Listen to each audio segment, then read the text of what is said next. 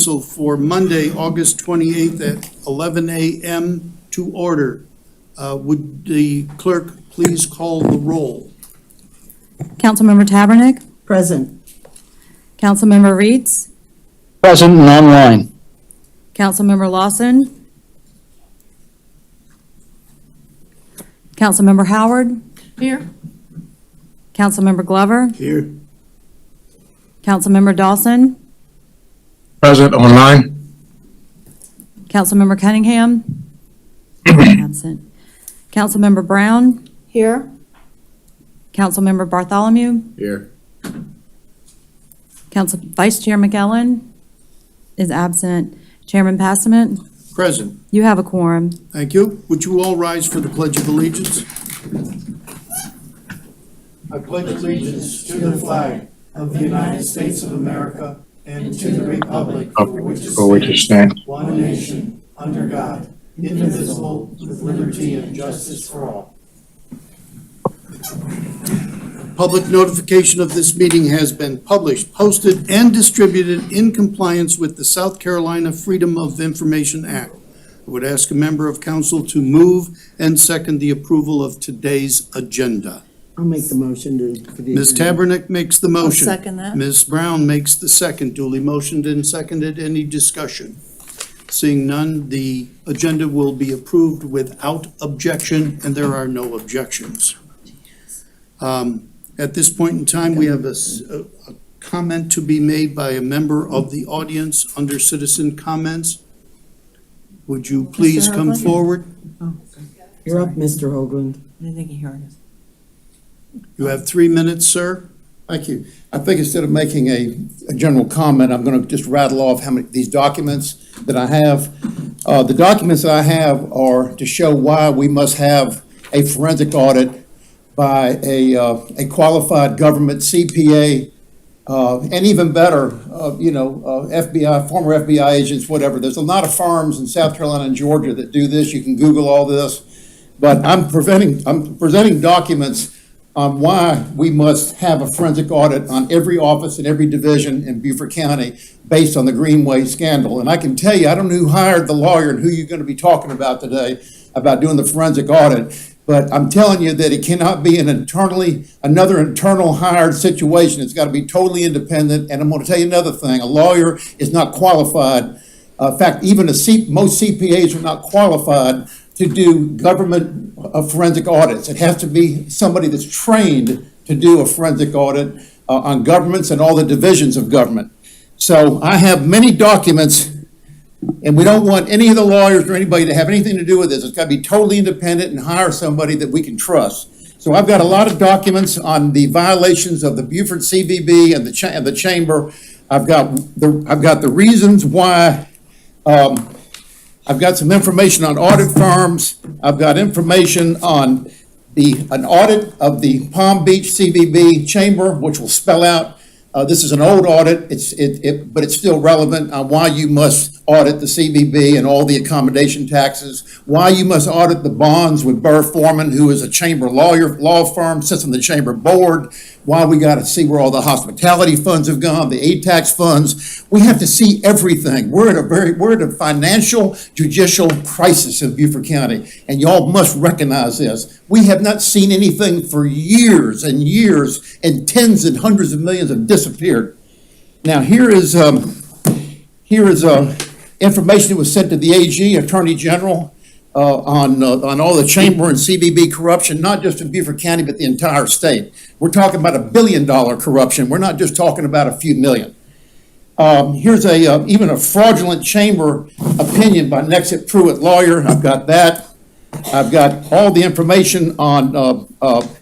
I've got information on the school district by the Yankee Institute, which tells you how to audit a school district and why you must audit the school district, and also have another example by the Columbia Law School on small town and small county corruption, and it lays out how your auditor will do the audit of the county. It spells it all out. So I've got all this information for you. I have spent a lot of money with the people that work for me to do this for y'all, because time and you can't do this yourself.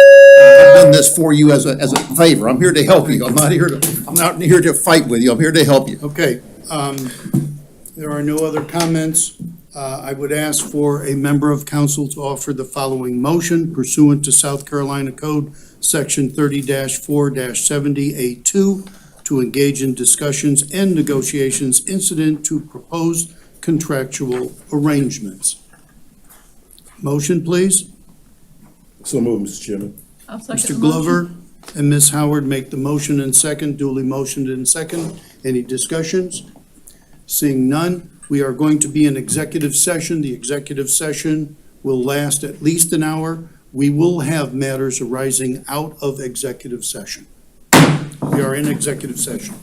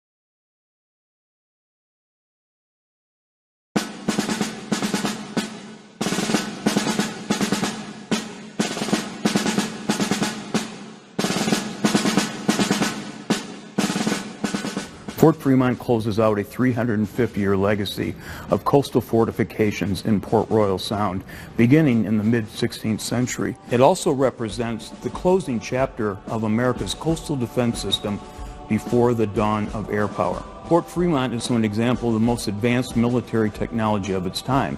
It would parallel the B-17, an aircraft carrier of World War II, the F-35 of today.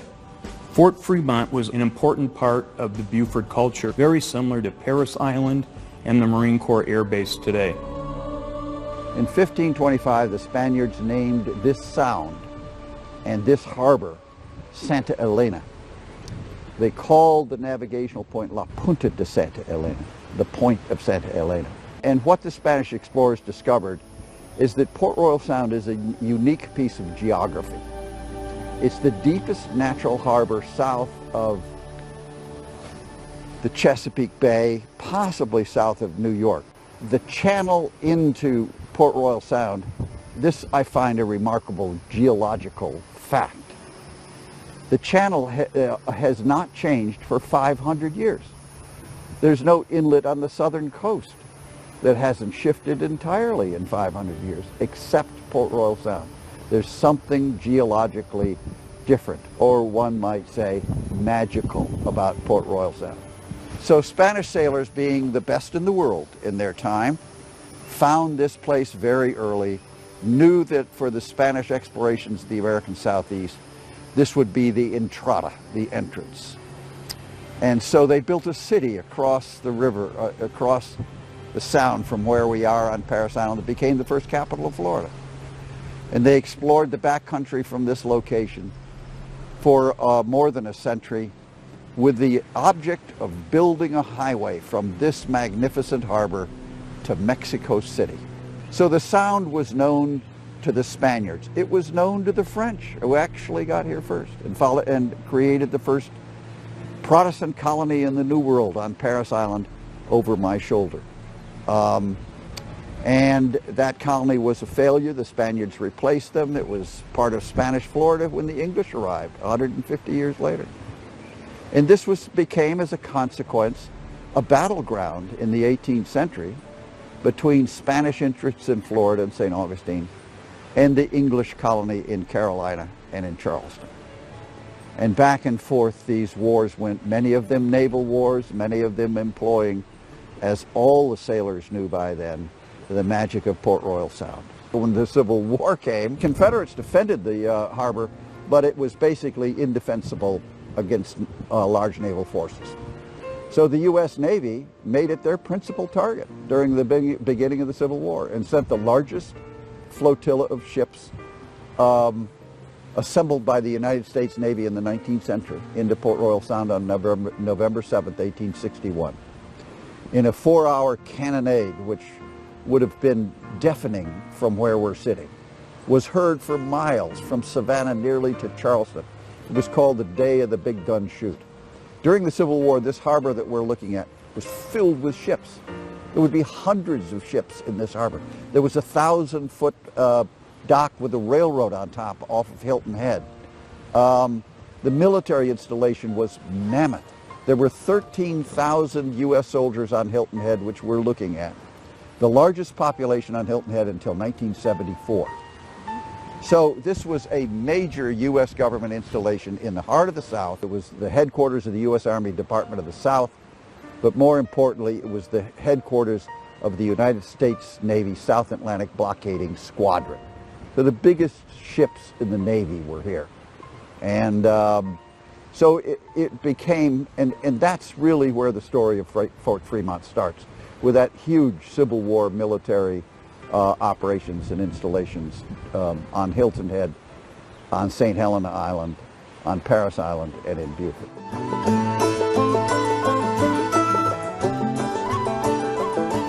After the Civil War, we're going to see a massive change in technology that's going to revolutionize the military.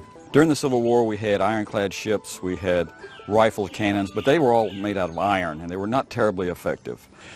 But its technology is going to change after the Civil War. We're going to see steel produced, and steel is much harder. So now we have a new material to make armor out of for ships. So we can have these armored ships made with steel that are much more resistant to shot. Because I have steel, I can make stronger barrels for my guns. I can rifle and machine these much better, and the rifling is the spirals that are cut in the barrel that allows it to shoot further with more accuracy. And we can also now have breech loading guns that can lock from behind, so I can load my gun from behind. I don't have to go have the old black powder muzzle loading cannon I had before.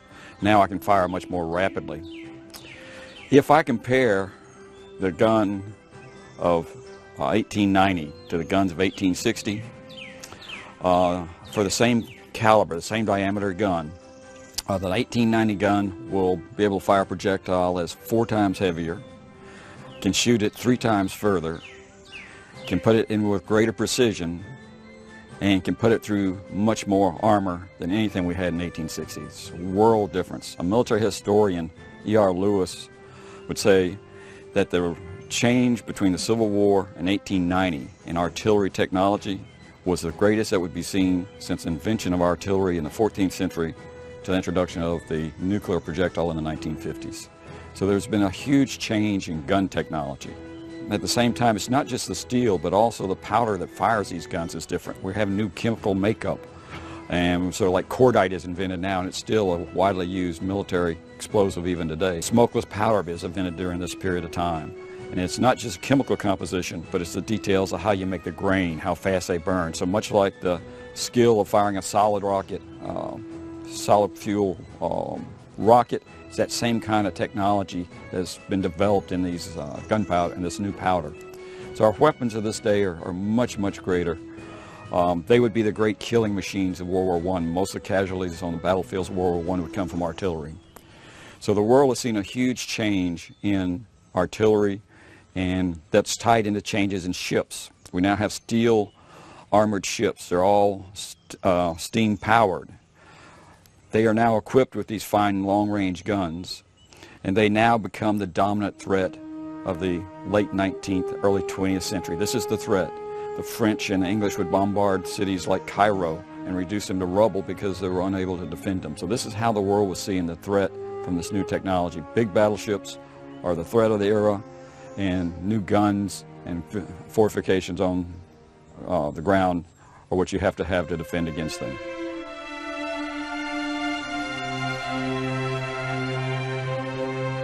One of the most important and first things that happened after the Civil War is they built a railroad to Port Royal Sound, which didn't exist. It was the first connection of the Sea Islands to the mainland. The advantage of that railroad is it brought coal to Port Royal Sound. So when the coal was delivered, the Navy followed. In 1872, Robert Smalls was in the South Carolina legislature, and he pushed through a resolution to the Secretary of War calling for them to put a Navy station on Parris Island. And eventually he would go on to Congress, where he would continue his support for a Navy station here in the Beaufort-Port Royal area. They eventually opened a Navy station here and a coaling station. They created in the 1890s on Parris Island the largest dry dock in the United States. This is the period when the U.S. Navy was switching from sail to steam. All the navies of the world need a coaling station. This was the principal coaling station, because of the railroad, for the Caribbean and South American U.S. fleets. This would be the biggest dry dock south of Norfolk. In fact, it is the only dry dock south of Norfolk, Virginia, that's capable of taking these new modern battleships and these new modern armored cruisers. So this becomes, at this point, a strategic Navy base in that it provides coal, and it provides top-line support to the ships, and they can repair the hulls of even the biggest ships in the U.S. Navy.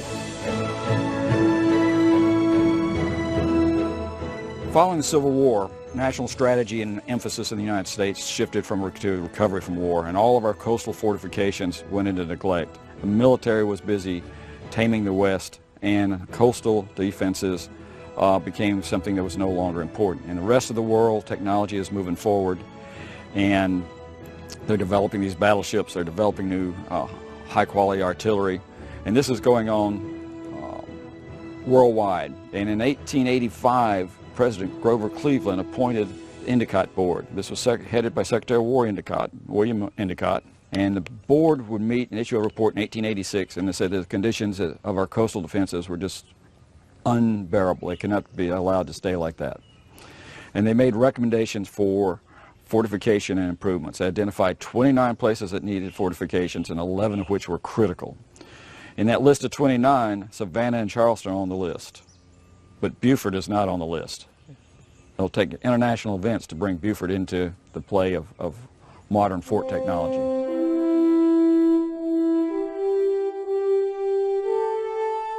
So the USS Maine was here on patrol and in the harbor, and while they were in the harbor several times, they entertained the local population. So the merchants and the social leaders and the political leaders of Beaufort were invited to come have lunch with the captain of the ship, Captain Sigsbee. And the officers got to know the people got to know the officers. The crew, which was large, would go ashore on payday and make friends with everybody in town. So it was a very social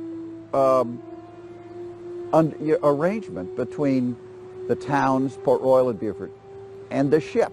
So the Maine left here. It went and reprovisioned, it refueled in Key West, and then went the 90 miles across to Havana into the harbor and blew up.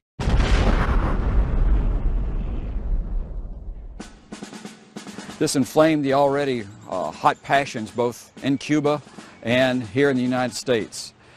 At that point, somebody in the War Department realized that we had this big dry dock, the only dry dock in the South that could take on and repair these big capital ships that were in our Navy. We were going to start operations against a power in the Caribbean, and this fort was totally undefended.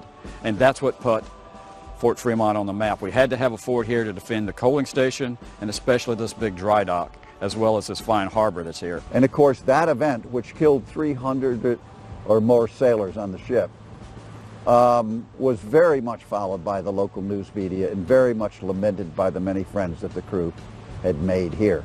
The destruction of the USS Maine was a personal matter to Beaufort and to Port Royal Sound. And of course, it was the Spanish-American War and the attempt to defend this harbor again, which led to the creation of Fort Fremont. The United States declared war on Spain in April 1898. And by early May, we had temporary batteries in place here, submarine mines were in place, and in the summer they would actually place the mines across the Beaufort River behind me. The temporary batteries were a temporary expedient. They were located to my left about 1,000 yards. They immediately began construction of what would become Fort Fremont. The large batteries would house the large guns. Battery 4 Nance, the rapid-fire guns, the smaller battery, was completed by June of 1898. In 1898, everybody in town went to war. They had a naval militia unit, South Carolina Naval Militia Unit, and they were absorbed by the Navy. Many of them ran tugboats from here to New York to Key West, which was the principal support base, Tampa and Key West, for the U.S. Army operations in Cuba. Peace was declared by the end of 1898, and the remainder of Fort Fremont would not be finished until early 1899, and the first soldiers would arrive from the regular army at that point in March 1899. Well, Fort Fremont was named for Major General John Fremont. He was actually a local boy, so to speak. He was born and grew up in Savannah, Georgia, just south of us, and went to college in the College of Charleston, up just north of us in Charleston. He served in the Army, and primarily initially as a explorer, as Army forts were generally named for Army officers, and he was connected locally. This was more than likely why the fort was named for him. The fort was constructed on a site directly across the river from the Parris Island Naval Station. And the site selected was 170 acres, which included the two artillery batteries. Fort Fremont, of course, had Battery Fornes and Battery Jessup. But then adjacent to the battery site was an administrative quadrangle, a very typical military-type administrative square. We are sitting in the number 3 gun position of a 3-gun battery, Battery Jessup, which had 3 10-inch disappearing carriage, large caliber guns, breech-loading guns.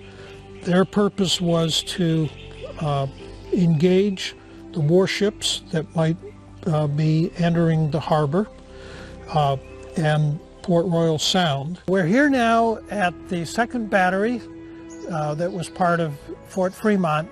This is Battery 4 Nance, was named for Army officer that was actually killed during the Spanish-American War during the Battle of San Juan Hill.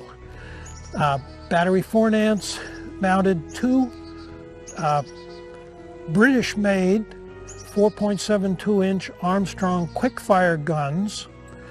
They were called quick-fire because they were loaded with a complete cartridge, and in time of action they could fire 4 to 6 rounds per minute. The purpose of Battery 4 Nance was to defend the minefield, which was the other component of the Endicott Coast Artillery or Coast Defense System. A minefield with controlled mines, controlled meaning that they were connected electrically to shore and could be fired on command from shore. That control station would have been probably shared with the plotting room. And in order to protect the minefield, obviously an enemy would want to interfere with that, might send vessels, small ships in here at night to try to interfere, and this battery would take those vessels under fire if there was suspected that they were doing something to interfere with the mines, such as pulling up the cables and cutting those. The Endicott era fort was a formidable technology. It represented state-of-the-art technology, defense technology of its time against the state-of-the-art threat, which would be the battleship. The life for the soldiers at Fort Fremont was disciplined and regimented. They even had meal times were specified lengths of time, 15 minutes for lunch, 15 minutes at breakfast, 20 minutes at supper. They had to practice their skills. They were training and doing maintenance constantly. If you can imagine, with these big guns, they had to have skills and practice the skills in artillery, mine laying, signaling, which involved, in our case at Fort Fremont, the use of the fire control tower, which was a pretty sophisticated and advanced signaling technique. Then they also had to practice the typical military skills, marching and drilling, small arms fire, first aid, and so forth. In addition to that, they also participated in athletics. They had physical training, PT, and they also had sports teams. So this was to keep them physically fit so that they could continue their duties, because it was pretty rigorous at Fort Fremont.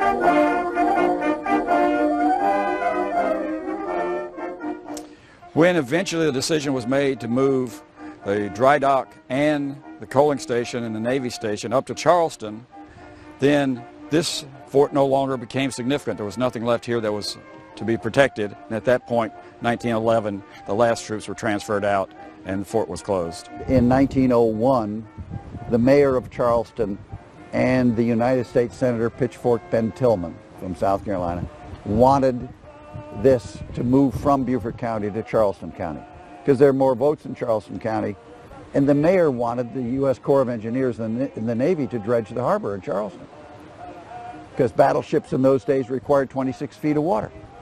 Charleston's natural harbor is 15 feet of water. Port Royal is 30 feet of water. In order for Charleston to sustain its port, its commercial port, it had to dredge the harbor. Well, if they could get the Navy up there, they get the Corps of Engineers to dredge the harbor. That was the play. And the play for Pitchfork Ben Tillman, the U.S. Senator in 1900, was that he'd get a whole lot more votes from the largest city in South Carolina. So it was a political, commercial operation, and they moved the nation, and it was done, boom, like that. The fort did its job. It was a deterrent for anybody that wished to attack these. It provided protection. In fact, the whole Endicott system, although never challenged in this era here in the United States, provided some 300 major guns, coastal guns, to protect major areas, and left the United States at the beginning of the 20th century with as well-defended coastline as any place in the world. But I would just like to say that it's a magnificent artifact of an era. And it's an era that has been neglected.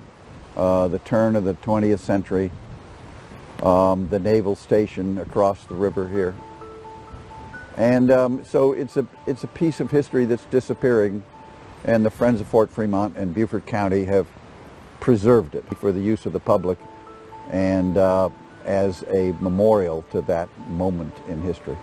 Fort Fremont closes a 350-year story of homeland security addressing European imperialism in the 19th century. It's a tale of how geography, technology, and national security creates a transition for America to become a global power. It's also a wonderful snapshot of America in the beginning of the 20th century. The Friends of Fort Fremont and Beaufort County have a valued partnership working in tandem to preserve the fort's integrity and promote the historical, natural, and cultural aspects of the fort. Most important, we are always looking for creative ways to enhance the visitor experience.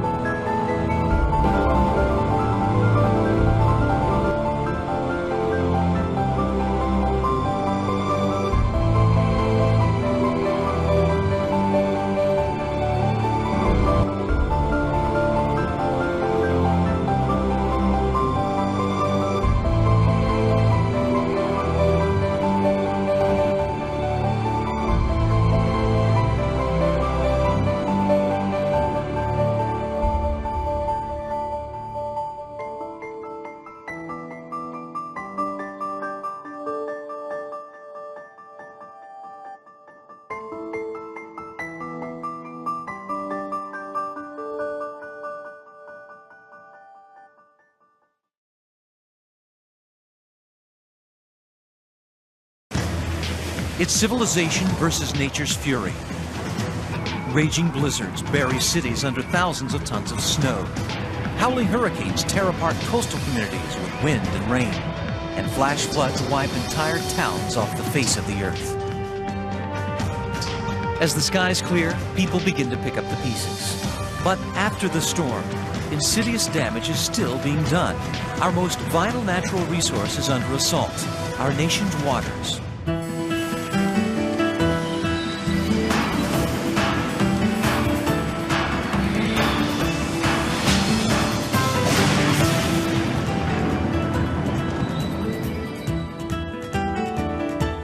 We're at the Chattahoochee Nature Center, and we're trying to find out what a watershed is.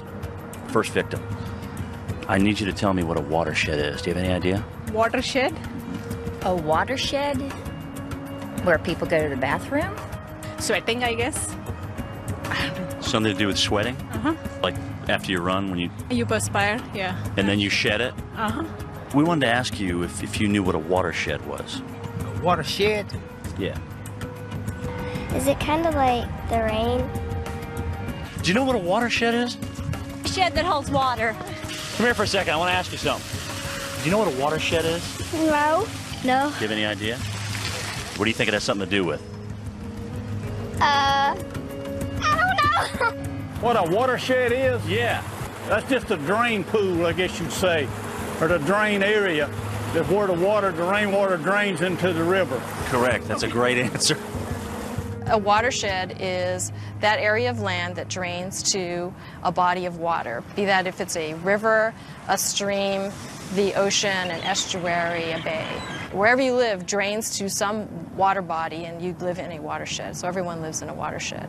And in this modern industrial age, our water sources are becoming more contaminated with each passing year. The biggest water quality problem that we have in the nation today is polluted runoff. All water east of the Continental Divide drains to the Atlantic, while water west of the divide flows to the Pacific. And one drop of rain can cross many different watersheds along the way. As runoff flows into rivers, streams, and storm drains, the water picks up trash, dirt, bacteria, toxic chemicals, and fertilizers, creating a soup of pollutants that is extremely hazardous to the environment. And the consequences of polluted runoff exist worldwide. The UN estimate is that there's about 1 billion people on the planet right now who don't have adequate access to fresh water. 97% of all water on Earth is salty ocean water. Of the remaining 3% that's fresh, over 2/3 is frozen in glaciers and polar ice. That leaves less than 1% of all the planet's water for our use. I predict in the future that some of the U.S. water needs are going to come through pipeline because we have just overused our supply.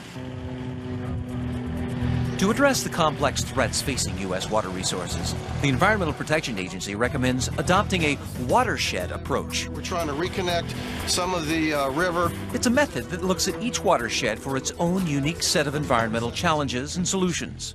In many cases, people mistakenly identify large discharge pipes in the water as the problem.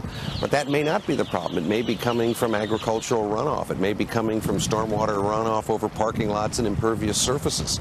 Every watershed is different, and you need to look at each watershed in its own terms and then think systematically about how you remediate, how you clean up that watershed. In California, the Santa Monica Bay watershed drains a dangerous amount of polluted runoff after each storm. When it rains, literally the whole residue of urban living ends up getting washed into the storm drain system and ends up going straight into the bay on Santa Monica Bay's beaches with no treatment whatsoever. It's actually like a giant toilet flushing because all of the pollution, the dog mess has been building up and building up and building up. When it rains, it just flushes into the storm drain and goes directly into the surf. In 1996, the Santa Monica Bay Restoration Commission proved there was a link between the contaminated runoff in the Santa Monica Bay and reports of illness afflicting people who swim there. What we did find was at the outlets of storm drains, no matter where they were up and down the bay, if there was a flow of runoff into the surf zone, those people that were swimming in those areas definitely experienced higher incidences of illnesses. The pollutants in the water affect surfers because we're actually the indicator species with all the pollutants. When we are in the waters, we're ingesting it through our skin and our mouth. Even if people don't take a swallow of water, it's still getting into our systems, our ears, any orifice on your body. And it causes infections. It can cause colds, sore throats at the very least. I wouldn't want to swim in, water that's got those diseases in there, just floating around, making more diseases. I've seen it pretty much as bad as it can be. I've seen crap floating out in the water, literally. Generically, we call it fecal coliform. More specifically, you might know of it as E. coli, salmonella, or enterococcus. Whatever's in poop. There's times when it tastes funky, for sure. Every day, the city and county of Los Angeles perform a battery of tests to keep the public informed about water quality in the Santa Monica Bay. Cesar Arzadon begins the monitoring process each morning by taking a series of coastline water samples. Then it's back to the lab for analysis.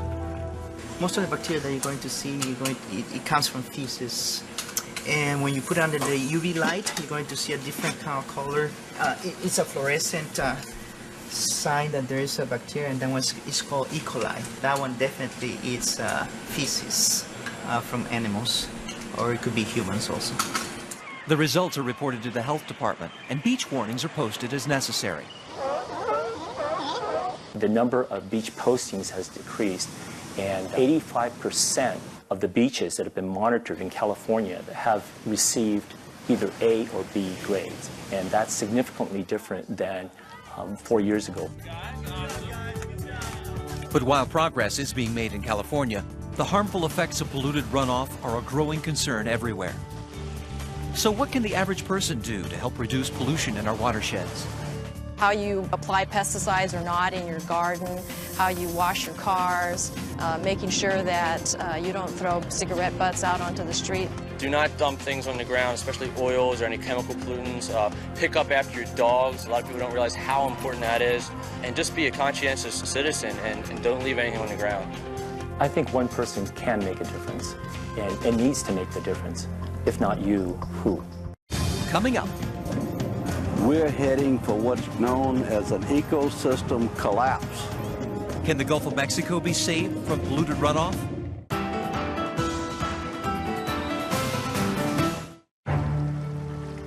It was a flood of apocalyptic scale.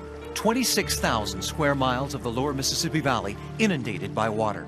More than 200 lives lost, and 600,000 people displaced from their homes.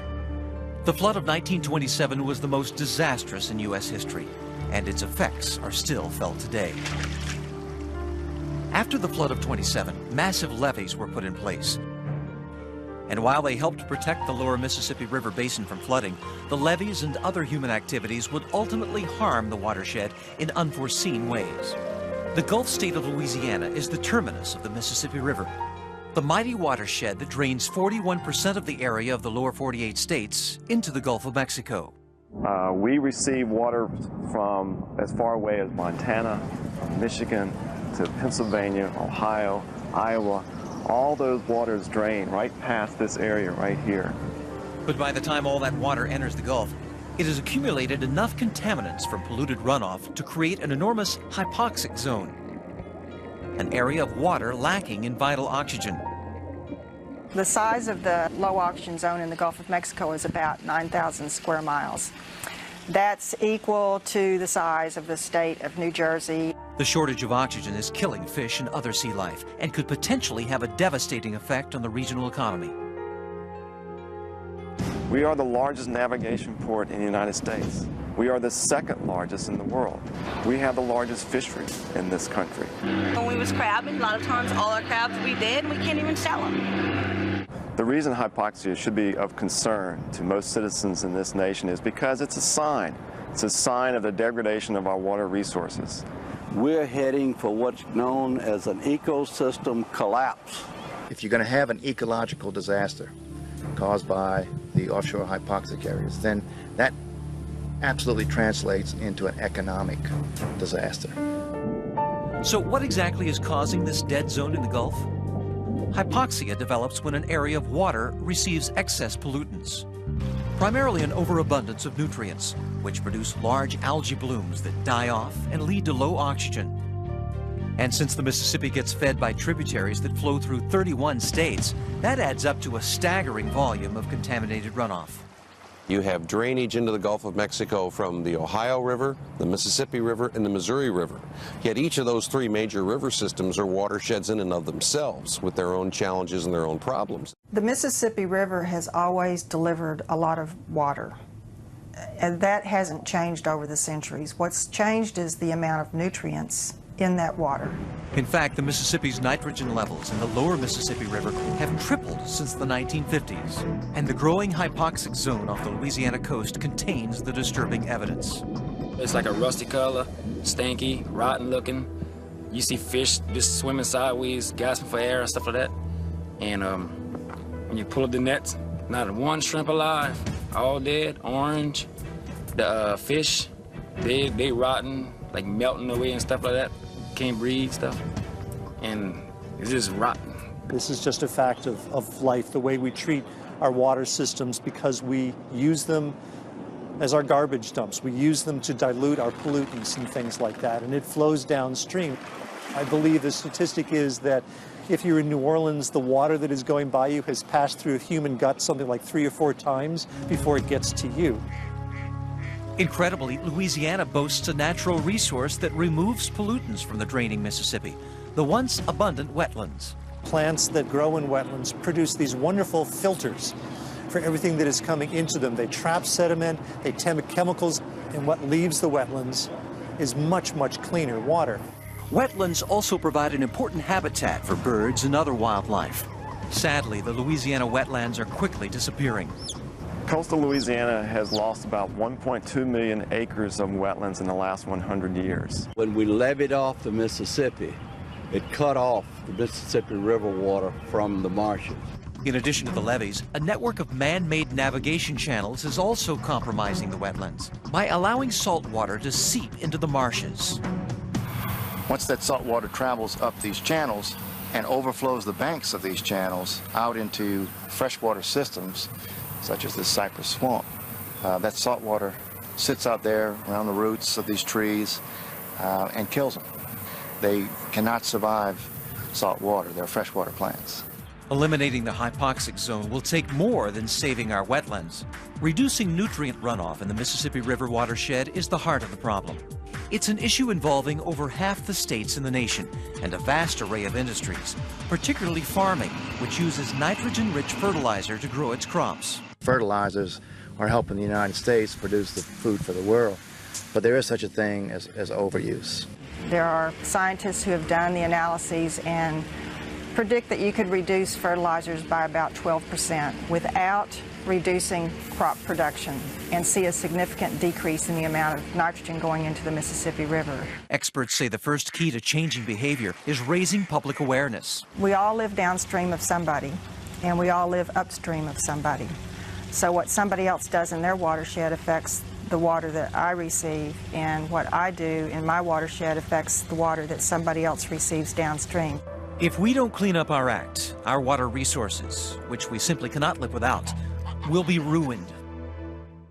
Coming up, can the water supply for 9 million New Yorkers be saved from the ravages of polluted runoff?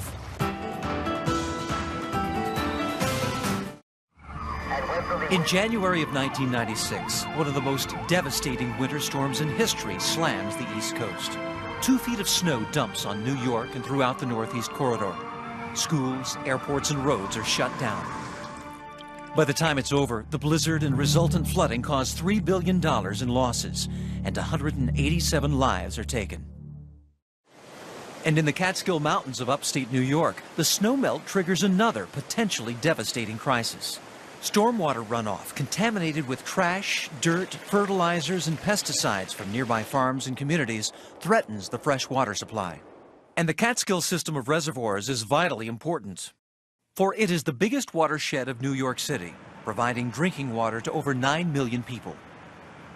The miracle of the city's water supply system is largely unknown to most New Yorkers. You ask people, where does the water come from? Often people shrug their shoulders and say New Jersey. I figured that we were probably our own separate water system than from upstate. I'd rather be drinking water from upstate than the Hudson River. I don't know that most people are aware of how large the problem is and how close to crisis many of our water supply systems are. To preserve the purity of the reservoirs and enforce the Safe Drinking Water Act, the Environmental Protection Agency presented the Big Apple with two options. Either build and maintain a $6 billion facility to filter all of the city's tap water, or fund a $1 billion program to protect the watershed from polluted runoff. When it comes to our investment in clean air and clean water, preserving open space, fixing antiquated sewage treatment plants, we can't wait. It doesn't get any less expensive, it gets more expensive. With the historic Watershed Agreement of 1997, an unprecedented upstate-downstate partnership was forged to protect the New York City water supply. The Watershed Agreement is saving New York City billions of dollars. The plan includes purchasing and preserving 355,000 acres of undeveloped watershed land, the upgrading of sewage treatment plants, and the protection and restoration of stream corridors. What we're looking at here is a main tributary of the Esopus Creek. During flooding, we were seeing a lot of sediment coming out of the stream. The clay gets into the water column and it becomes very turbid, and then it makes it very difficult to treat and clean that water. So from a water quality perspective, we're very concerned about erosion. The program also provides funding for farmers that implement agriculture management practices. Well, we have a very exciting program with the Watershed Agricultural Council where we are working with local farmers. We look at how they're handling the animals so that the runoff associated with manure, fertilizer, and that farm activity isn't getting into the streams around our reservoirs. This water here is basically the water you're going to be drinking down in the city. And I feel I've got a responsibility to try my best to keep it clean for when it gets down there. It used to be when it rained here on the farm, the water that ran away from the back of the barn here was full of mud, manure, and it would just run brown and right into the stream. 2 years ago, we would spread every day. We'd have to take it out, spread it on the fields. If the snow was deep, we spread it on the snow, and unfortunately, if the ground was froze when the snow melted, the nutrient value of it for fertilizer was gone. It wound up down in the reservoir. With New York City funding, a secure above-ground steel tank that can hold 400,000 gallons of manure was installed on the Meadowbrook farm. That's enough storage for 6 months of the year. Now we can store it, spread it when it'll do the most good to us for fertilizer, and we don't have to spread it every day. I worked with Tim on the plan to develop the improvements we're going to make. Plan really belongs to the farmer. And it's a collaboration of their ideas and what technical advice we can bring to the program. But the farmer makes the decision. It's a program that seems to make everybody happy. Here's to the farmers who are working so hard to make sure we've got clean water to put in our coffee. To guarantee the city's water supply is fresh at the tap, comprehensive tests are performed by the New York City Department of Environmental Protection, both in the lab and at over 1,000 sampling stations throughout the city. New York City has probably one of the most extensive water quality monitoring programs in the nation, if not the world. We're sampling every day, 365 days a year. I've been drinking this water for 53 years. Nothing else. Best water in the world. New York City, straight from the tap to my lips. Coming up, the future of our water supply remains at risk, but there's something everyone can do to help protect it. Find out how next. To keep our watersheds free of pollutants will require the actions of every citizen, community, and business. Paved concrete surfaces, asphalt, parking lots, sidewalks. The question is, do we need to have as many as we do? Because to the extent that you have too much impervious surface, the water is not retained on site. It doesn't soak into the ground. It runs off, picks up speed, carries pollutants and contaminants into the water body. One strategy for preventing stormwater runoff is occurring at the new Ford Rouge Center in Dearborn, Michigan. This remodeled truck plant is covered by a green roof the size of 8 football fields. Planted with a porous ground cover, it reduces the amount of polluted runoff released into the watershed. The thing that tends to get the most attention is the 10-acre green roof. But that's really just part of a philosophy that if an area does not have to be paved or built upon, it's going to be green space. And communities are also implementing green space strategies, such as rain gardens. They sloped the lot in such a manner that all the flow goes towards this landscaping, where basically the polluted runoff can percolate into the ground and get filtered rather than going straight onto the street into the storm drain system. and really a very simple approach to cleaning up our runoff in urban areas. But perhaps the most powerful course of action is individual participation. People need to take responsibility for the state of our waters, and water conservation is one area where they can do that as a committed citizen. All those things your mom told you, take a short shower, don't let the water tap run while you're brushing your teeth. Taking your household hazardous waste to a cleanup and recycling day. Don't wash your car on the streets and put all those suds down into the drain. When you change your used motor oil, you don't dump it into the street. Everybody's got to clean up after their pets. Obviously, that's a big concern. Fertilizers, herbicides, pesticides, make sure you don't use them anytime there's any chance of rain coming up in the near future. When you're irrigating your lawn and your garden, make sure that you're not overspraying and causing all those chemicals to end up getting into the storm drain system. The only way we're going to solve the problem is if everybody does their part. We all live in a watershed. We all have an impact on our environment. And we must all play a role in the protection and restoration of our valuable water resources. To learn more about how you can get involved and to get a free brochure called After the Storm, visit epa.gov/Weather Channel.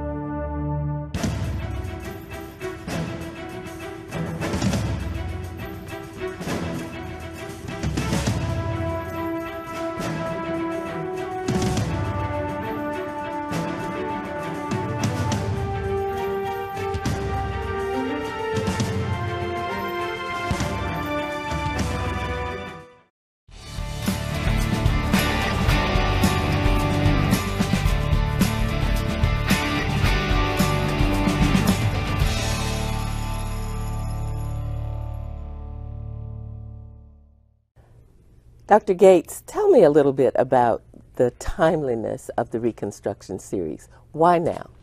12 years of black freedom, followed by an alt-right rollback. A president immediately following Abraham Lincoln who refused to renounce white supremacy. A conservative Supreme Court that effectively undid the power of the 14th and 15th Amendments. What's that sound like? Contemporary times. Contemporary times. So it was obvious that we could teach our fellow citizens in America about the perilous moment in which we're living by analogy through telling the story of Reconstruction and its rollback. And I first started thinking about it after the horrible murders of Reverend Clementa Pinckney and the other innocents at Mother Emanuel Church, because the justifications that Dylann Roof summoned for his actions were very reminiscent of racist rhetoric about black people immediately following the Civil War and following Reconstruction. And I was shocked.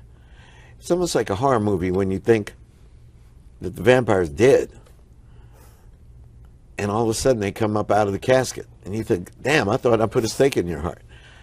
I thought that the worst and most pernicious and heinous aspects of anti-black white supremacy were long gone, and I was naive about that.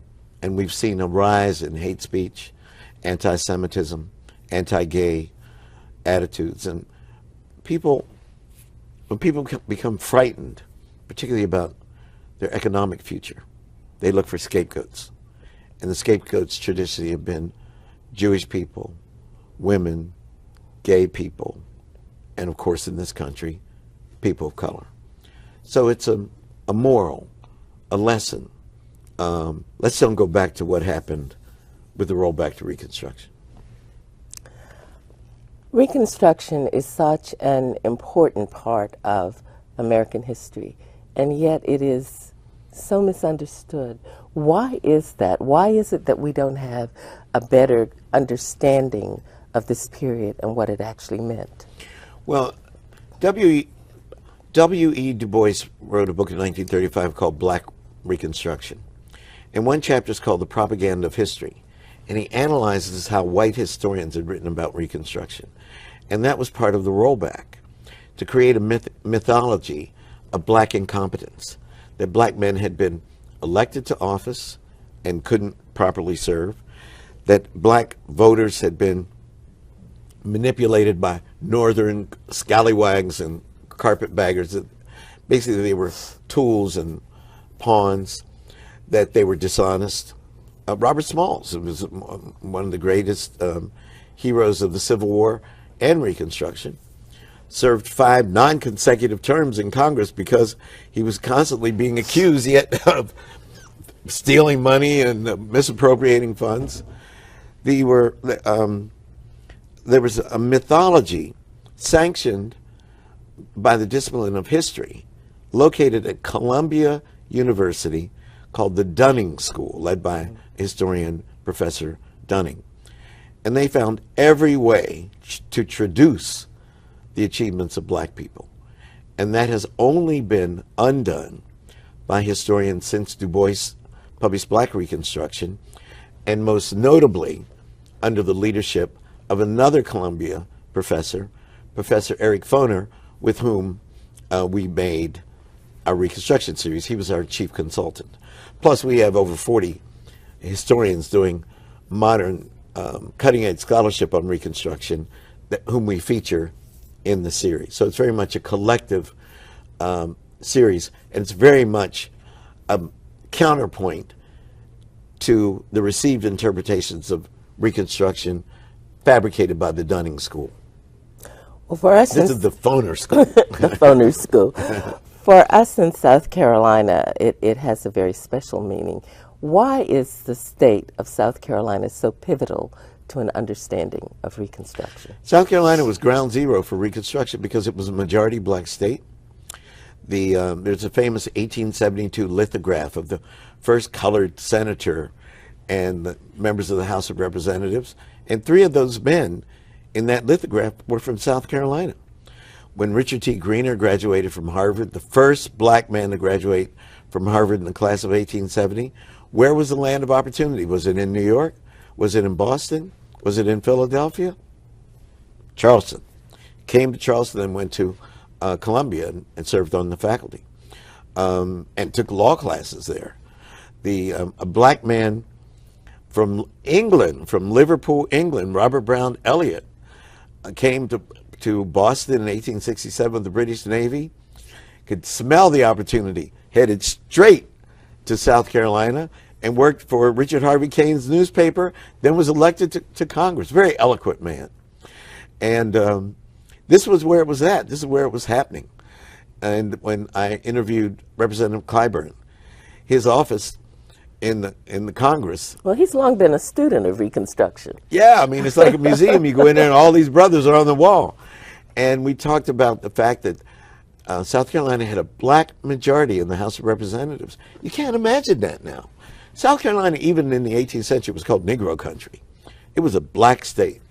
And very soon that was dismantled. So it's no surprise that many of the most vicious battles over race occurred here, because it was an attempt to control this black majority. I went to Calhoun College at Yale University, and John C. Calhoun was an intellectual racist. He not only wanted slavery to continue, he wanted to resurrect the slave trade. He was a rough brother.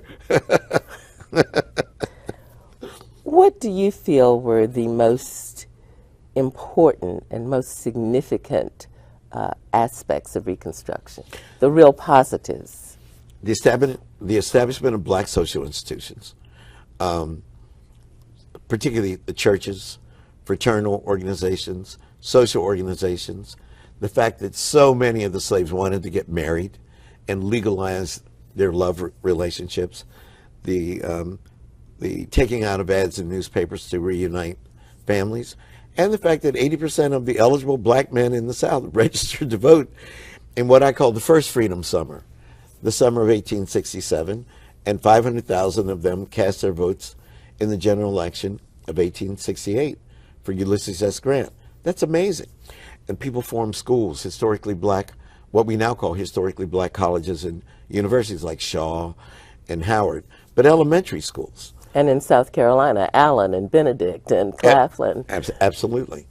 And, you know, just elementary schools that the slaves had a hunger for learning, because they knew that the most valuable thing that had been kept for them was knowledge of reading and writing. And they knew that was the pathway to success. Isn't it interesting that public education grew out of this period, and particularly was spearheaded here in our state by Robert Smalls? Right. There weren't statewide public school systems. And the Reconstruction governments, particularly in South Carolina, and particularly as designed by Robert Smalls, established statewide public school educational systems, which hadn't been done before, which is a shock to people. And that's because black people understood the value of education. It's also interesting, though, that things like public education and certainly enfranchisement and economic development, all these positives that grew out of the Reconstruction period are still under assault in modern times. Yeah, it is. And we have to, any society is judged by the quality of its public education. And we as Americans should be embarrassed at how we've allowed our public schools, which are populated by brilliant teachers who are so motivated, but they're underpaid and under-resourced. And we should be ashamed of that. You know, people have a general idea that the collapse of Reconstruction was solely in the hands of the South. That's not true, is it? No. The collapse of Reconstruction was a conspiracy between economic interests and political interests in the North and in the South. They said 12 years is enough. There was the economic panic of 1873, which was called the First Great Depression. And people looked around and said, why we spend all the money on these Negroes in the South? Let them thrive. They're free now. And they acted barrel as if 200 years of slavery could be wiped out with no reparations, with no benefits given, no 40 acres and a mule, no help. That each of these people were on their own. Not only that, new forms of oppression were institutionalized. Debt peonage, sharecropping. The rise of the Klan. The rise of the Ku terrorism. And so very much Reconstruction is about issues that still roil our society today. Who has the right to be a citizen? Who has the right to be an American? What is the relationship between political and economic democracy, and what is the role of terrorism in the healthy functioning of a democracy? What's the role of the chief executive in the face of the manifestations of terrorism? How can we have this very blatant reminder from 150 years ago and not be mindful of its impact today? That's why Dylan McGee and I made this series. And with PBS, we'll get, and I am on the road. You know, I flew down to Beaufort from Harvard. I did my official duties. I jumped on JetBlue and came down here because I wanted a South Carolina screening to remind people that this is ground zero, that then is now. And I want to do one in Charleston, and I want to do one at the Penn Center as well. It is very important that the country understand that we made this series about the current racial climate in the United States, though it's through the mirror and the analogy of Reconstruction and its rollback called redemption. One final question. What is the measure of success for you for this series? First of all, I want Reconstruction modules. First, I want Reconstruction modules to be created in the classroom so that Reconstruction is as central to a course in American history as the Civil War is, or World War I or World War II. Reconstruction was our first experiment with interracial democracy, and it was crushed. And the only way that we're going to survive as a society is if we fashion forms of interracial democracy and collaboration that allow a multiplicity of voices, sexual orientations, religious beliefs, etc., gender identities, to thrive and live in harmony and peace. That's my goal in creating this series, and I hope people will watch it. Dr. Henry Louis Gates, Jr., thank you. Thank you. I can talk to you all day. Always a pleasure.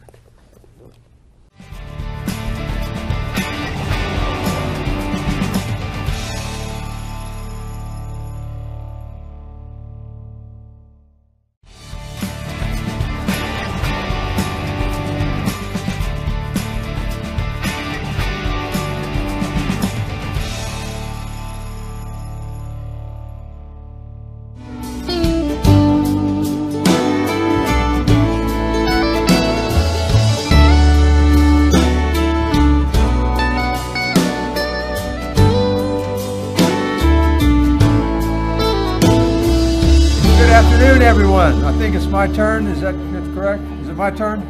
All right, all right. There are so many people here today, and it's, as I've said to so many people here today, there's so many of you who have been involved in this. And as we go through today, we want to try to recognize as many of you as we can. If we miss anybody, I want to apologize in advance, because I know that there are lots of people that are maybe we're going to overlook who had a large part in this. But anyway, let me start off, say good afternoon, and thank you for coming out to this grand opening, and welcome to the long anticipated, I think that's reasonable, long anticipated opening of Crystal Lake Park. It's been in the works since what, 2005, I think? So it's long anticipated. I want to make a few comments about the history and the long voyage that many of you have made or been on in order to get to this point today for the grand opening of this 25-acre passive park that Beaufort County has invested about $3.5 million in of your tax dollars. Putting the pieces of this park together took over 5 years. The first parcel was purchased in 2004, and that was a 4.5-acre piece, which included Butler Marine. I don't know how many of you remember Butler Marine. It's where that current building was part of Butler Marine. But that was our first toe in the water, that 4.5 acres. And then the second purchase was from donation was from the Stewart Foundation. I know Dick Stewart's here. The Stewart Foundation donated 8 of the 12 acres we got from them, including the actual lake itself, which was a huge benefit to us all. Another 5 acres was purchased in 2005 from the Dupriest family.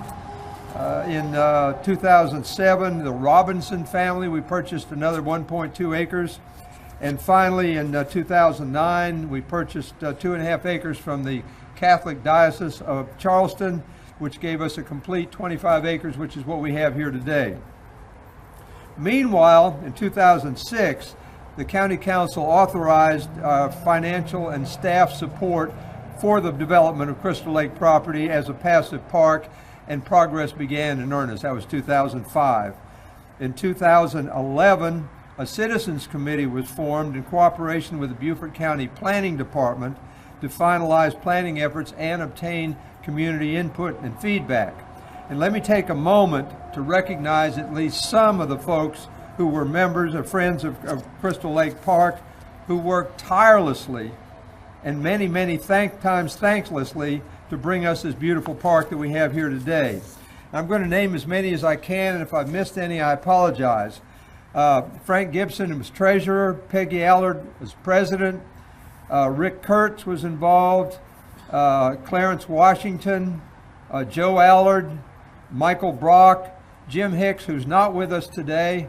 For those of you who are, yesterday we buried his wife, so we understand why he's not here with us today, but he was a huge part of this creation of this park. Margaret DiPietro, I think for the school district, Laura Lee, Pat Harvey with LIPA and some other LIPA members and supporters, Father Andrew of the St. Peter's Catholic Church, and of course the builders, Beaufort Construction. I believe Leith Webb was the manager at the time to do the building upgrade, and Steve Patterson of Patterson Construction did the boardwalk, and Andrews Engineering was heavily involved, and the architect was Robert Montgomery. The final phase of construction, the boardwalk and trail, began in 2018, and of course the renovations to the Butler Marine building was the first phase of construction of the boardwalk and pier, and that started in 2012. Another group that I want to recognize, 2 groups actually, are the Master Gardeners and Master Naturalists who volunteered and planted and maintain the pollinator garden. So let me just start by asking how many start with Master Gardeners. How many Master Gardeners? You can raise your hand. Quite a few. Thank you very much. And I know everyone here appreciates the value of pollinators. I have the largest grapefruit orchard in Beaufort County, so I particularly appreciate the pollinators. And then we have the master naturalist. How many master naturalists are here? If you would raise your hand, be identified. Thank you very much for all the work you all have done and continue to do to make this park a beautiful place. The Beaufort County Open Land Trust and the Beaufort County Soil and Water Conservation District began occupation of that building in 2017, and they have been and continue to be excellent stewards of the building and the park. They provide security, they provide orientation, and a lot of services for the folks who come here to see the park.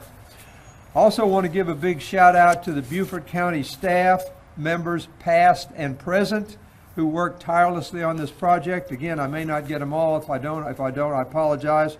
I want to start with Tony Crisatello, who's standing right there, who was our Director of Development for many, many years, and he was a visionary on this project. And no telling how many hours, countless hours, and sweat and tears he put into this project. And Tony, I want to thank you. Stephanie Najid, who you've seen, I know she's here, there she is, who is our Director of Passive Parks and who is very actively involved and will continue to be very actively involved in this park in the future. And our engineering department, we had Wes Campbell and Rob McPhee. I don't know if there he is right there. Thank you very much. Thank you for all you all did. And our Director of Properties, Mark Rosenau, I know he's here, and thank you very much. And Eric Greenway, our current Director of Development, who's also put a tremendous amount of work into this. And of course, Patterson's Construction, I think I might have mentioned them already. The green technology that was used to renovate the old Butler Marine building, I don't know if how many of you all remember what it looked like, but it needed a lot of help. And we used really green technology, and that was used, and it was so successful that Beaufort County is now receiving refund checks from Dominion Energy. So there you go, it works. Green energy works. Green technology works. And yes, that will be used to offset your taxes, so don't worry about that. So you'll see the small reduction in your tax bill. And finally, I think everybody's aware of the diversity of wildlife that we have here. We don't know it all. We have egrets, herons, and hingas, cormorants, migratory and resident songbirds, alligator, and deer that we know of. And who knows who or what else may move in out there, so we'll kind of keep you posted as that develops, and who might take up residence in this beautiful location. But again, I want to thank you all for being here today, and let's cut the ribbon. And I know I'm not going to cut it by myself, so all the people that were mentioned, including the naturalists and the master gardeners and the engineer, everybody just come forward for this process. There's only one pair of scissors, but you can all join in for the picture taking.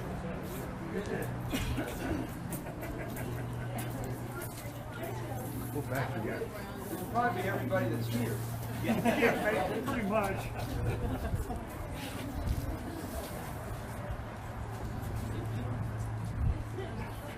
Come here, Piggy. I know you're not all here, Eric Greenway. I can see you're not here. I know you're not here. Master gardeners. Mike, you're not all here. Master naturalists, I know you're not here. Come on over here. There's no time for false modesty. Now we're talking.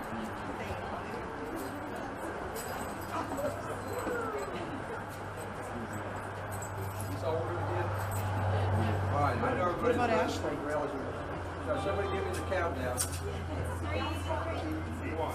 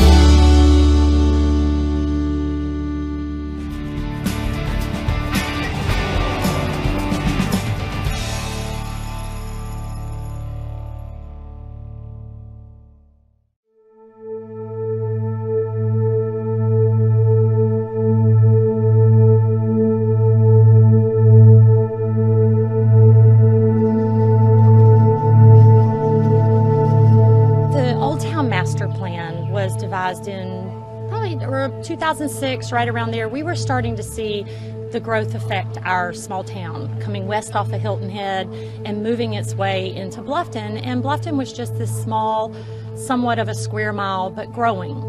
So we decided to put some money and a lot of our efforts into what is called the Old Town Master Plan. It was adopted in 2006, and it really is a blueprint for all of our policies, improvements in our historic district. So the Garvin House is behind us. It is a historical structure. It's probably the last freedman's cottage that's on the river. So you look at it and people think, tear it down. Well, again, if you go back to this Old Town Master Plan, it would tell you, enhance your structures. Put your time and effort and your money into places that can't be duplicated. My wife and I live here in Bluffton, and this has been a piece of property that we've looked at since about 2008, and before the restoration and renovation started, and something that we've been interested in seeing progress over time. Well, it's very interesting. The house has been called the Garvin House for just kind of folklore vernacular, and as Melanie Marks, my wife, went through the genealogy, it became clear that his real name was Cyrus Garvey, but through transfer of deeds and other the way people wrote things, that his name is actually Cyrus Garvey. But it took on Garvin, and at times you see Garvin, at times you see Garvey, but his real name, as you track back his family and so forth, is truly Cyrus Garvey. You know, the history says that he built the house in 1870, shortly after, you know, his freedom, on property that belonged to Joseph Baynard, who was a plantation owner.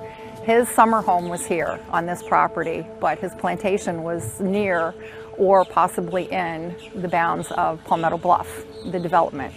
And somehow Cyrus was able to work this land, build his house in 1870, but didn't get deeded the property until 1880 by Joseph Baynard.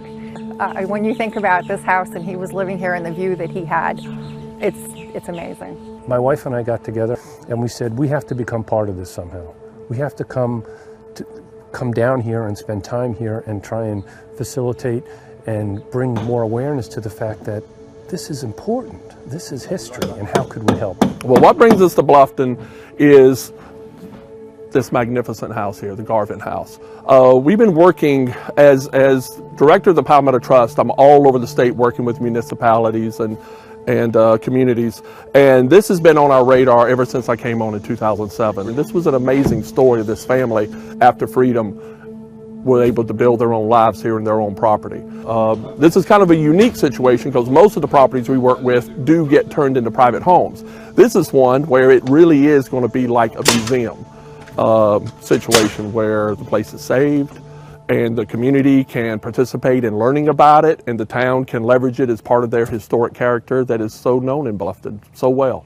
Basically, when we took over this project, there was a stabilization project, which basically means where these 6x6s cribbing carries a steel beam that pretty much runs through the length of the house. So you've got one here, and you've got one pretty much that runs down the center, and this was basically to give support, because you can see the structure got to the point of where it really couldn't stand by itself.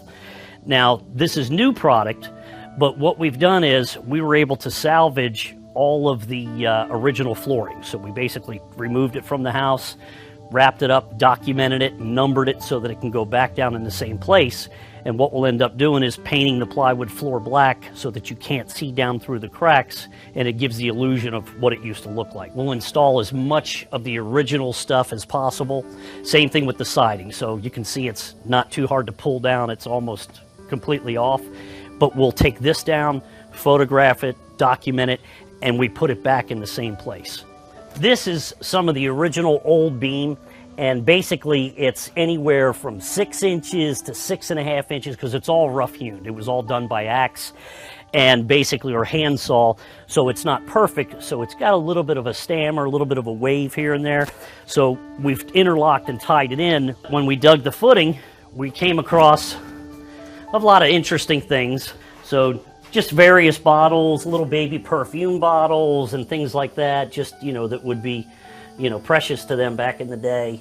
And these are some of the old original lids from the cannery, from the oyster factory. I kind of always enjoyed the challenge of looking at something and trying to look at, okay, why did they do this, or how did it develop into this, and how it progressed and changed.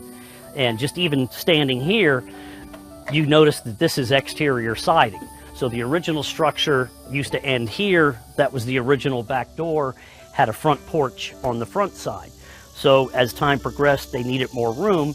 They basically just notched in, added to the foundation, brought a new roof out, and now this became basically another room, bedroom, living room area, kind of a kitchen area here. And obviously you're not running down to Home Depot and Lowe's. You can see they actually just went down to the beach, got sand, and basically mixed a sand mortar, and you can see some of the oyster shell pieces in it and things like that. Just, that's amazing.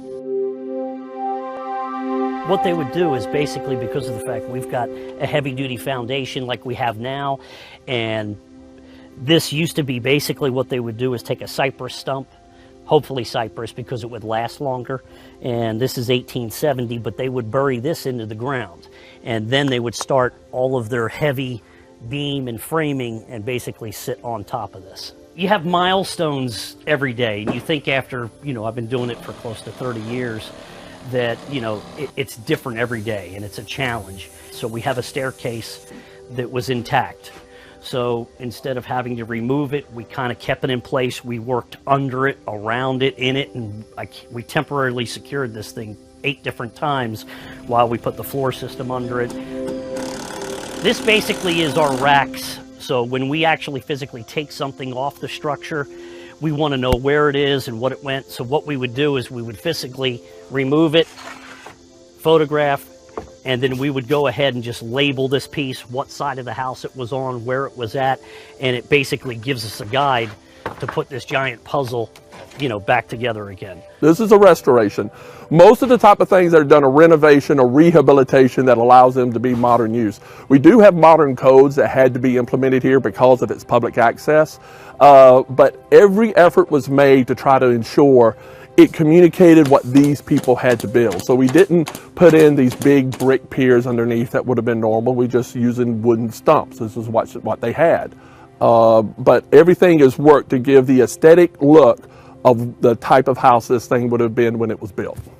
To capture a point in time, to capture what it would have been like. Again, this is a piece of a broader picture. To capture what a family, Cyrus Garvey was living in here with his wife and children in these reclaimed wood. At the time it was reclaimed, it could have been taken from houses that were burned after the war ended. And put this together where he lived, and then that's why the genealogy and the history of him and his family is so important, because it isn't just a building. It's a man and his family in a time of our history with a building and a community at a time of movement. And so you want to make it as real as possible. It communicates a time and place that not many places do anymore. When in the Low Country where you have such development pressures, usually little wooden boxes like this get destroyed and lost. And so this communicates something post-Civil War, post-enslavement. It's about these people surviving and overcoming enslavement into a place of freedom and their niche in property and their own house. And that transitional story is not told enough in the state, and we're so glad it could be done here. The biggest challenge, again, as you know, is working in all of the old lumbers and things like that. We're to the exciting part of it now. We're basically done with the framing. Now we're kind of putting the puzzle back together. You get a feel for when they actually put it together, and you can see their frustrations when they ran out of a particular species of lumber or something to use, and they just changed up and still kept going and pushed forward. I knew the house would be here when we get back, just the methodical way that we put it back together. My biggest concern was these beautiful oak trees that have surrounded this. That was the scary part, because I did come down here 3 days after the storm, and there was trees and power lines down. I couldn't even see the house. I got down the road as far as I could and looked at the house, and I was like, oh my gosh, it just blew me away that the thing was still here, high and dry, no leaks, no nothing, no damage. And that was just, lucky, very lucky. In November of this year, I presented the town with our finished report. I know the town is planning on using that material to promote the history of the house through brochures, through signage, to make it a true destination for tourists. I think we have to applaud the Bluffton Preservation Society for knowing the value and of the historic integrity of this house for the town. In this community and in this country these days is a very important thing, because there's so much strife and there's so much conflict and friction. To actually have a community like this say, this is important. It's important to put our money here, and it's important to show how people over time did work together and respect each other, and we're resurrecting not only a house, but really a legacy for an individual that rose above a big, challenging time.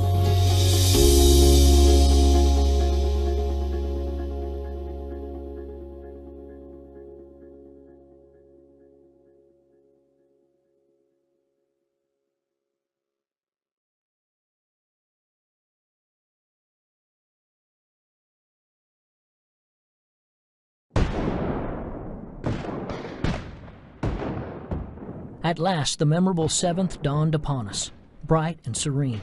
Not a ripple upon the broad expanse of water to disturb the accuracy of fire from the broad decks of that magnificent armada. 2 o'clock had now arrived, when I noticed our men coming out of the fort, which they had bravely defended for 4.5 hours against fearful odds. The Battle of Port Royal, it is true, has been lost.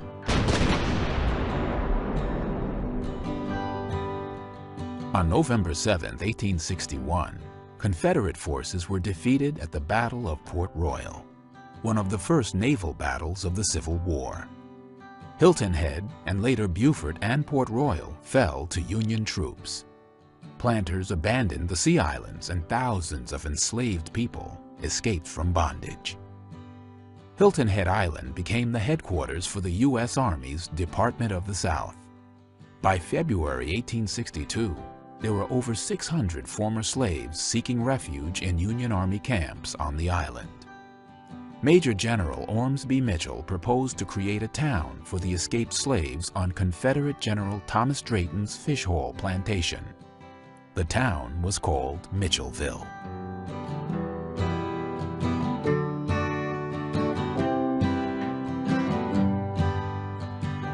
We're standing on Hilton Head Island in the encampment of Mitchellville. It was a freedman's village built in November of 1862. These were people who were descendants of slaves who'd been enslaved in this country for over 400 years.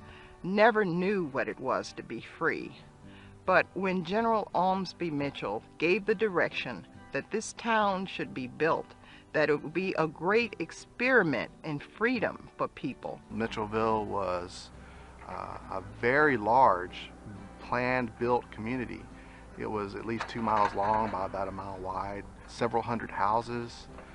Just this part of the site we're working on now had at least 36 or 38 houses on it. The new residents of Mitchellville set to work building their own homes. They built a church, elected town officials, developed laws, and required every child to attend school.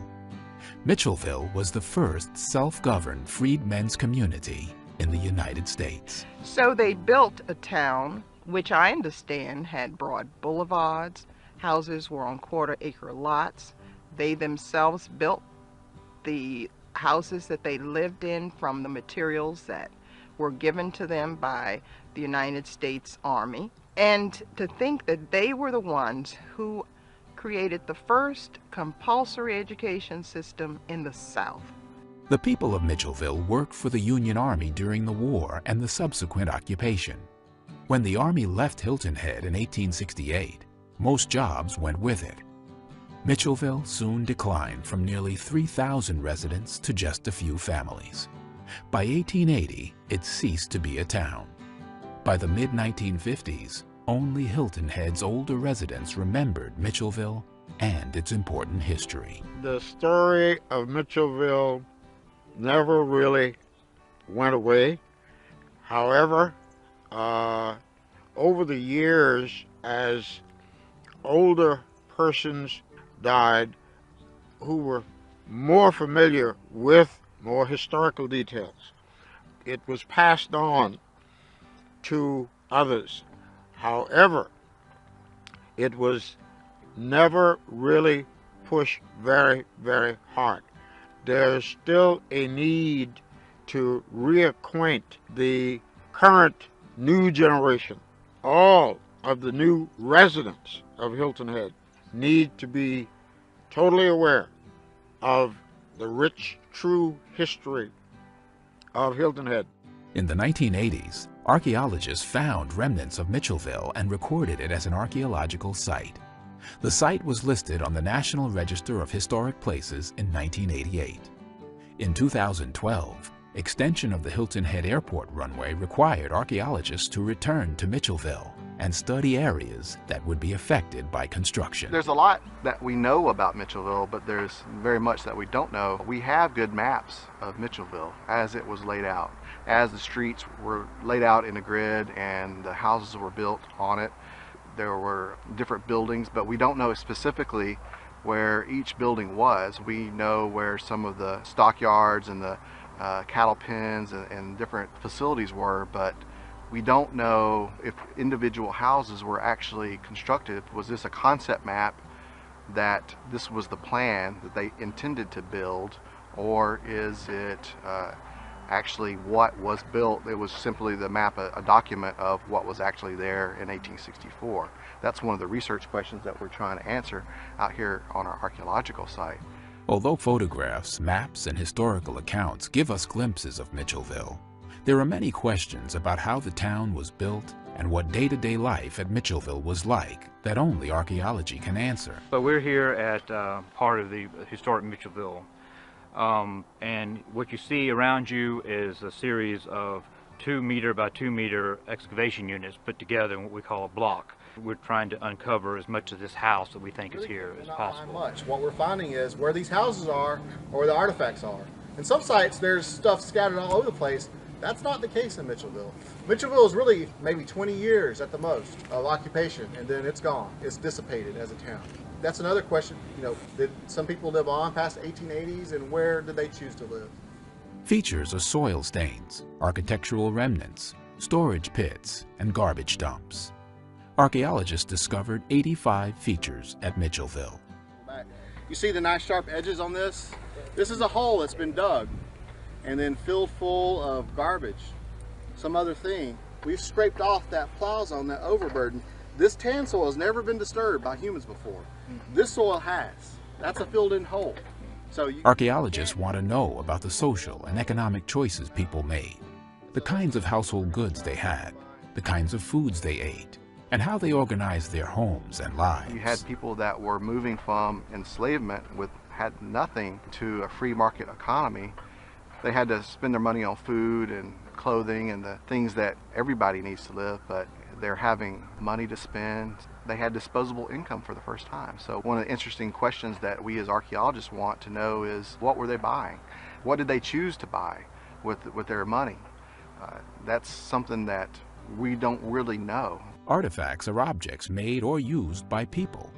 They are the clues archaeologists use to understand activities that happened in the past. Over 20,000 artifacts were found at Mitchellville. This is, oh, I found this in the back there. This was neat. Anybody know what that is? That's an inkwell. Oh, wow. That's a little inkwell. So remember the story of the children were required to go to school? I mean, think about what that means to people that by law were not allowed to read and write. And now they get to read and write. And so these are the kind of artifacts that tell a tremendous story in an exhibit, and we can tell that kind of thing. So even though it's a small thing, it really allows us to connect with people of the past.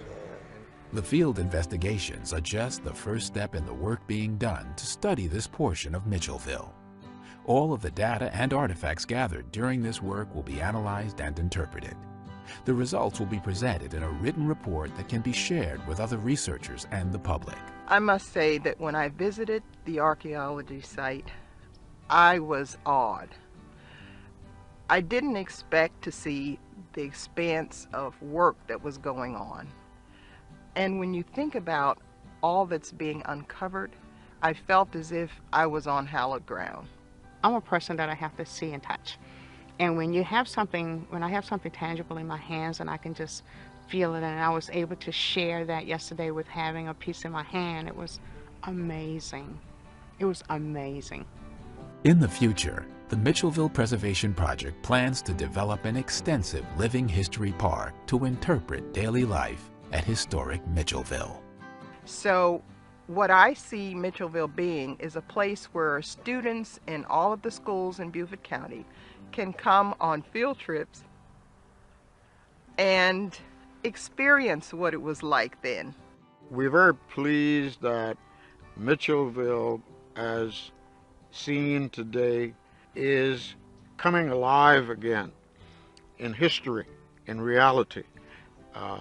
There is a great need for Mitchellville story to be in the textbooks, and of course to become a major part of the American history, a part of the history that all Americans can enjoy and continue to appreciate, because we see it as the dawn of freedom here on Hilton Head.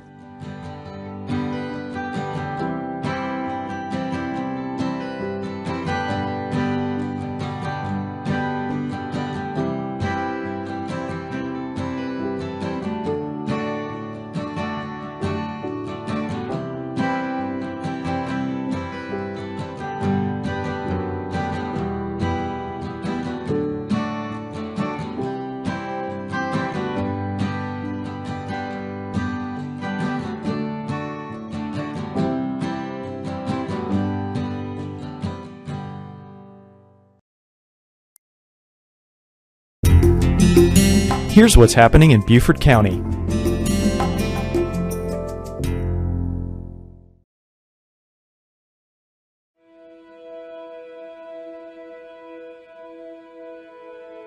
Port Royal Sound is unique.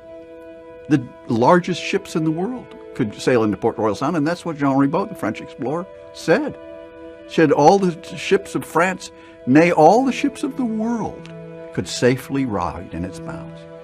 It's very deep and very unusual, and if you're a sailor and you go up and down the coast on the Inland Passage, you come into Port Royal Sound, you know it's different, you can smell it. It's 60 feet deep in the middle of Port Royal Sound, 30 feet deep over the bar, and the interesting thing to me is that the shape of the entrance has not changed for 500 years. Millions of shells, left by native inhabitants over thousands of years, attest to the bounty of its waters. Clovis points, which are more than 10,000 years old, have been unearthed on its shores. Inevitably, the natural riches of the sea islands surrounding Port Royal Sound attracted the great empires of the 17th and 18th centuries. First, Spain arrived in 1521. Then France came ashore in 1562. Finally, the British claimed them as Carolina in 1663, the land of Charles. After barely surviving a deadly clash with the Native Americans, the settlers demanded protection from the colonial government. Their log fort in Beaufort Town had been burned. They felt defenseless. And it was in that early period, in this early 1720s, that the people of Beaufort said, we need a fort to protect us. So they built this to protect the Inland Passage before it got to Beaufort, which is the reason for the location of what eventually became Fort Frederick, or Fort Prince Frederick. The new fort began to take shape in 1726 after the famous settler Colonel John Barnwell, better known as Tuscarora Jack, returned from England with the Independent Company afoot, a regiment of British regulars. For the next 7 years, Fort Prince Frederick,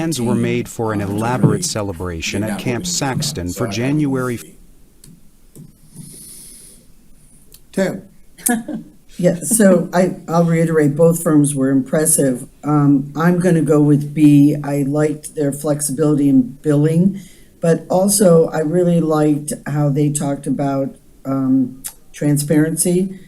And they talked about crisis management and personnel, the people that specialize in personnel.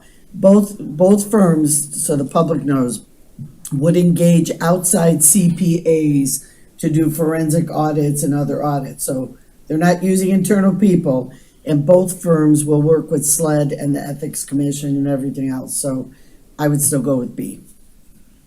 Mark? Yes, and I agree with everyone else. It's kind of like going to dinner and deciding whether you're going to get the ribeye steak or the New York strip. So I'm a ribeye guy. Has to have bone in. I'm gonna say firm B, and the reasons for firm B, again, both firms very, very qualified, very knowledgeable. I like the fee structure that we heard more from firm B. I like the fact that they already come with 3 or 4 specialized people in each section that we need, so all those investigations can start at the same time, and hopefully we can get this done quicker than having one done after the other. I like the fact that they were able to spell out some milestones of what we would expect and how quick we could get things out to the public. And again, not to say that firm A couldn't do those things, but again, it was something that just seemed more fluid and something that came natural to what they've done in the past and what they've done already with their experience. So again, firm A is great, but I would lean towards firm B. Mr. Dawson, are you available? You already went to lunch. No. He was there a minute ago. I was. Okay, hopefully he'll be back. Yeah. I'm firm A, and I'll tell you why. When they interviewed, they presented facts that only we can use from the standpoint of the creativity of what they've done, the history of what that firm does. Firm B is highly qualified, but you saw that they're engaged in other entities around us. That is a concern I have, that they are not going to be able to devote the time that we need. So I am firm A. Any further question? Don't have Gerald. No further action. This meeting is adjourned. Thank you. Ooh, the gavel is loud. Okay, you have. It should be over here. Oh, yeah. Oh, yeah.